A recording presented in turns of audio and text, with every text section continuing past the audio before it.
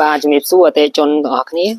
នេះគឺកូនម៉ូតូត្រៃកម្លាំង 110cc ដែលប្រភេទថ្មីប្រភេទនេះខាងយើងយកមកគឺអត់មានអង្គយ៉ាទេវាមានដេរហើយនឹងធាក់បច្ឆេះសាំងសុតប្រើប្រេងបាតដដែលប៉ុន្តែលើនេះវាអត់មានអង្គយ៉ាទេវាប្រើលេខប៉ុន្តែអត់អង្គយ៉ាអញ្ចឹងទៅយើងអាប់ដេតថ្មីព្រោះអីពេលខ្លះមានភ្ញៀវគាត់សាររឿងអង្គយ៉ាទៅក្មេងៗក៏រៀងពិបាកជិះអីតាមនឹងអញ្ចឹងប៉ុន្តែបើសិនជាគាត់ចង់បានអង្គយ៉ាក៏យើងមានអង្គយ៉ាដែរ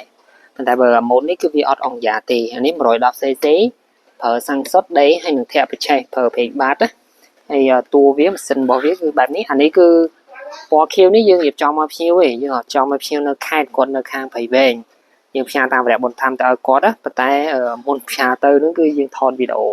បន្តិចដើម្បីឲ្យបងប្អូនបានឃើញនៅក្នុងเพจបន្ថែមអញ្ចឹង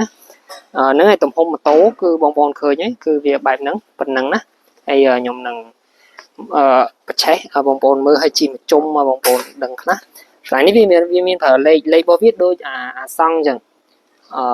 វាអត់ប្រើយ៉ាងតែវាប្រើលេខដូចអាសង់អញ្ចឹងយើងងាយស្រួលជិះដែរហើយយើងដេរមកអានេះគឺកន្លែងកងតាក់យើងបិទបើកហ្នឹងគឺមានចេះបើសិនជាបងប្អូនចុចអានេះនៅពេលដែលយើងកាត់សោហើយយើងចុចអានេះទើបយើងអាចដេរទៅវាឆេះអញ្ចឹងយើងដេរទៅបានឆេះតែបើបងប្អូនចុចអានេះគឺវាអត់លុតទេយើងដេរអត់ឆេះទេវាដេរអត់ឆេះទេឬក៏ធាក់ក៏អត់ឆេះដែរអញ្ចឹងនៅពេលដែលបច្ឆេះ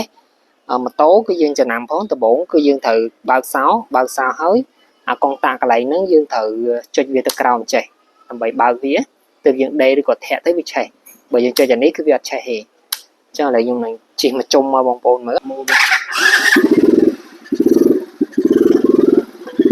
អត់ណា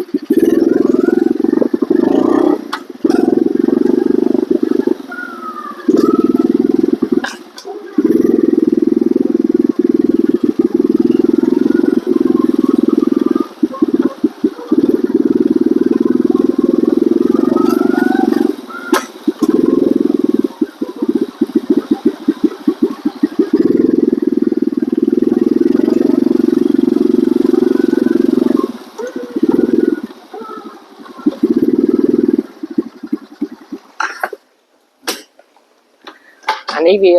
ឆ្កឹះចូលលេខយើងធាក់ចុះថយលេខដែលសង់ណាអាសង់ពេលយើងធាក់វាចូលលេខធាក់ចូលលេខដល់ពេលយើងថយលេខយើងធាក់អាក្រោយវិញតែអានេះគឺវាឆ្កឹះឡើងចូលលេខដល់ពេលយើងថយលេខយើងធាក់ចុះវិញអញ្ចឹងយើងឆ្កឹះ4លេខអញ្ចឹងហើយនៅពេលដែលយើងវាអត់ដាច់លេខណាមានថាបងឆ្កឹះដល់លេខទី4គឺយើងវាឆ្កឹះឡើងទៅហើយវាបានតម្លេខទី4ហ្នឹងយើងឆ្កឹះលេងទៅហើយអញ្ចឹងយើងឆ្កឹះទៀតក៏វាអត់ទៅដែរហើយក៏វាអត់ដាច់លេខដែរពេលយើងកំពុងជិះអញ្ចឹងវាអត់ធ្វើឲ្យយើងឆ្កឹះទៅវាផុតលេខប៉ុន្តែបើមុនគឺវាមានអញ្ចឹងដែរប៉ុន្តែវាឆ្កឹះផុតលេខយើងឆ្កឹះដល់លេខ4ហើយយើងឆ្កឹះមួយទៅគឺវាផុតលេខមកប៉ុន្តែអានេះគឺវាទប់វិញវាអត់ឆ្កឹះផុតលេខទេឆ្កឹះដល់លេខ4គឺចប់ឲ្យយើងឆ្កឹះឡើងក៏វាឡើងទៅដែរអញ្ចឹងយើងអាចជិះបានតាមលេខ4ហ្នឹងកម្លាំងវារៀងខ្លាំងដែរស្ទុះប្រភេទអាត្រៃភាគច្រើនគឺកម្លាំងស្ទុះទាំងប្រភេទអូតូហើយនឹងប្រើអង្គយ៉ាឬក៏លេខវាប្រភេទអាត្រៃសម្រាប់ធ្វើជិះភ្នំជិះទួលខ្ពស់ដល់អញ្ចឹងភាគច្រើនកម្លាំងវាស្ទុះហ្នឹងហើយចុះបងប្អូនមើលអានេះម៉ាស៊ីនរបស់វាគឺម៉ាស៊ីនម៉ូតូយើងធម្មតាអញ្ចឹងទៅហើយនេះគឺតួរបស់វាតែលើនេះក៏ល្អដែរតែលើនេះស្អាតអញ្ចឹងណាអញ្ចឹងសម្រាប់បងប្អូនដែលចង់មើលម៉ូតូអាចមកមើលបានទីតាំងរបស់យើងនៅខាងផ្សារទូបរោនៅបុរីអីគម្រោង8ផ្ទះ CN09 បើបងប្អូននៅតាមខេត្តគឺយើងផ្សាយតាមរយៈបុណ្យធម្មដោយម៉ូតូនេះគឺយើងផ្សាយតាមរយៈបុណ្យធម្មទៅខាងភ្ញៀវនៅខាងព្រៃវែងហើយបងប្អូនចង់មកមើលផ្ទាល់ក៏បានឬក៏មានឡានស្គាល់ឲ្យលេខឡានទៅខាងយើងដឹកម៉ូតូដល់ឡានហើយបងបាញ់លុយមកឬក៏ដឹកម៉ូតូយកឡានដល់ឡានហើយបងខាងខ្ញុំយកលុយពីឡានបានដូចគ្នាអញ្ចឹងណាបងប្អូនដែលមានចំណាប់អារម្មណ៍អាចតាក់ទងស៊ូព័ត៌មានបានបាទសូមអរគុណ